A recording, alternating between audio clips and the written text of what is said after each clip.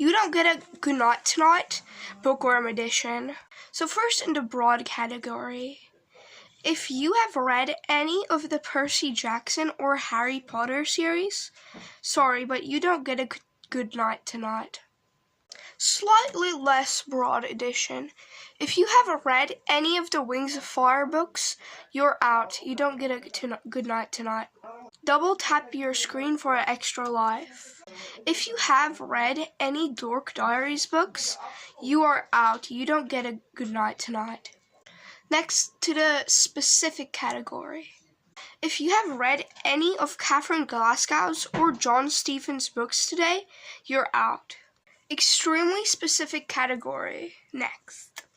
If you read the Emerald Atlas today, you're out. You don't get a good night tonight. To anyone who hasn't read any of those things, you get a good night tonight. Like and subscribe if you got a good night.